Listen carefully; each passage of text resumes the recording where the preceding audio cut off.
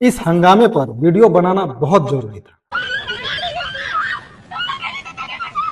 दूसरी शादी करने के लिए बीवी से इजाजत लेना फर्ज है। कानपुर में एक आदमी बिना तल्ला के अय्याशी के चक्कर में दूसरी शादी करने लगा। सवाल यह है कि कुछ लोग इस चीज को डिफेंड कर रहे हैं कि ये तो अल्लाह का हुक्म है, मर्द तो कर सकता है 4 शादियां। तो सवाल यह है मेरा उन लोगों से जो इस चीज को डिफेंड कर रहे हैं, अल्लाह ताला फरमाता है कि तुम काफिर को जहां पाओ वहां उसे कत्ल कर दो। नहीं, ऐसा नहीं है। कॉन्टेक्स्ट समझिए सर, कॉन्टेक्स्ट तब जाकर के ये आयत उतरी हुई है, लेकिन ये हर जगह इंप्लीमेंट नहीं है। ठीक इसी तरह मुसलमानों, ये आयत भी हर जगह इंप्लीमेंट नहीं है।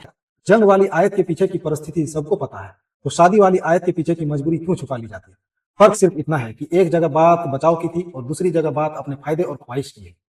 जब भी कोई मर्द दूसरी शादी करता है तो सबसे बड़ा बहाना यही बनाता है कि कुरान ने 4 निकाह की इजाजत दी। निकाह तो सुन्नत है, मैं तो नबी मोहम्मद सल्लल्लाहु अलैहि वसल्लम की सुन्नत पूरी कर रहा हूं।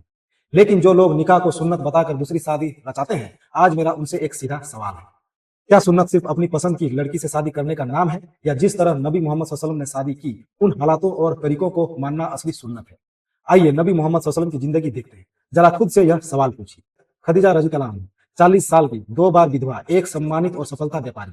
नबी मोहम्मद सल्लल्लाहु अलैहि वसल्लम ने 25 साल की उम्र में उनसे निकाह किया और लगभग 25 साल तक, उनके इंतकाल तक दूसरी शादी नहीं की। सवाल, अगर यही सुन्नत है तो आज तो लोग जवान और नेक बीबी के होते हुए दूसरी तीसरी शादी की जल्दी में रहते हैं। क्या ये सुन्नत पर चल रहे हैं या अपनी ख्वाहिश पर? नंबर 2, सौदा रज़ियल्लाहु अन्हा, एक विधवा जिनके सहारे का दायरा बहुत ही सीमित हो गया था। अब सवाल, आपकी दूसरी शादी भी किसी बेसहारा औरत को सहारा देने के लिए है या पहले से सुरक्षित और आराम की जिंदगी जी रही लड़की के लिए? नंबर 3, आयशा रज़ियल्लाहु अन्हा, सीरत की रिवायतों में एक निकाह के कई सामाजिक और सामुदायिक पहलुओं का उल्लेख मिलता है। सवाल, आपकी शादी के पीछे भी कोई बड़ा दीनी, सामाजिक या पारिवारिक मकसद है या सिर्फ दिल आ गया इतना ही कारण है? नंबर 4, हफ्सा रज़ियल्लाहु अन्हा, शहीद की विधवा। अब सवाल, क्या आपने कभी किसी विधवा या बेसहारा औरत की जिम्मेदारी उठाने का इरादा किया या आपकी नजर हमेशा सिर्फ जवान लड़कियों पर ही जाती है? नंबर 5, ज़ैनब बिन्त खुज़ैमा रज़ियल्लाहु अन्हा, उम्मुल मसाकिन यानी गरीबों की मां। अब सवाल, क्या आपकी दूसरी शादी भी किसी जरूरतमंद की जिंदगी आसान कर रही है या सिर्फ आपकी अपनी जिंदगी रंगीन बना रही है?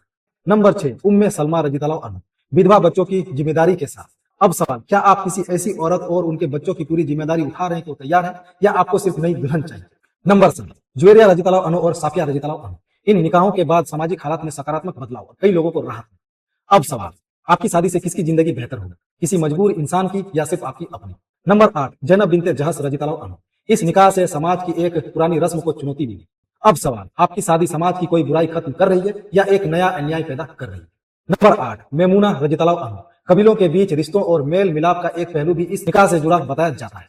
अब सवाल, आपकी दूसरी शादी 2 परिवारों को जोड़ रहा है या आपके अपने ही घर तोड़ रही है? अब कुरान की तरफ आइए। कुरान ने सिर्फ इजाजत नहीं दी बल्कि शर्त भी रखी।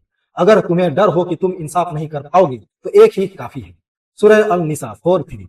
और फिर कहा, तुम चाहे कितनी भी कोशिश करो, बीवियों के बीच पूरी बराबरी नहीं कर सकते, सूरह अल-निसा 4:1-9। अब मेरा आपसे सवाल है, क्या आपकी दूसरी शादी किसी विधवा, तलाकशुदा, बेसहारा या जरूरतमंद औरत की जिम्मेदारी लेने के लिए है या सिर्फ अपनी ख्वाहिश के लिए? क्या आपने अपनी पहली पत्नी और दूसरी पत्नी दोनों के सामने पूरी सच्चाई रखी है या रिश्ता सच के बजाय छिपाव पर खड़ा है?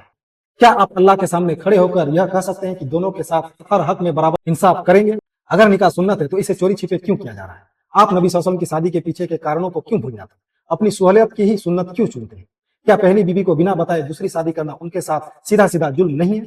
क्या आपने पहली बीवी से शादी के वक्त क्या वादा तोड़ नहीं दिया? कुरान में 4 शादी का हुक्म अनाथों और विधवाओं के संदर्भ में आया, तो आम हालात में इसे फैशन क्यों बनाया जाता? 4 शादी को आपातकालीन व्यवस्था, इमरजेंसी प्रोविजन से हटाकर आम अधिकार किसने बनाया? अगर इस दूसरी शादी की वजह से आपका पहला घर टूटता है और बच्चे बेसहारा होते हैं तो इस तबाही का जिम्मेदार कौन? अगर यही स्थिति आपके घर की बेटी या बहन के साथ हो तो आपका क्या रूप होगा? अगर आपकी बहन का पति उसे बिना बताए चुपके से दूसरी शादी रचा ले तो क्या आप तब भी इसे सुन्नत कहकर उनका स्वागत करेंगे? क्या आप सच में दीन इस्लाम पर अमल कर रहे हैं या दीन का नाम लेकर अपनी नफ्स यानी ख्वाहिशों की पैरवी कर रहे हैं? अब आखिरी सवाल, अगर नबी मोहम्मद सल्लल्लाहु अलैहि वसल्लम के निकाह के पीछे जिम्मेदारी, रहमत, इंसाफ और समाज की भलाई थी तो आपकी दूसरी शादी के पीछे क्या है? अगर जवाब सिर्फ कुरान में इजाजत है तो फिर पूरा जवाब दीजिए। कुरान ने इजाजत भी दी है और इंसाफ की शर्त भी रखी है, तो बताइए आप सिर्फ इजाजत निभा रहे हैं या शर्त भी?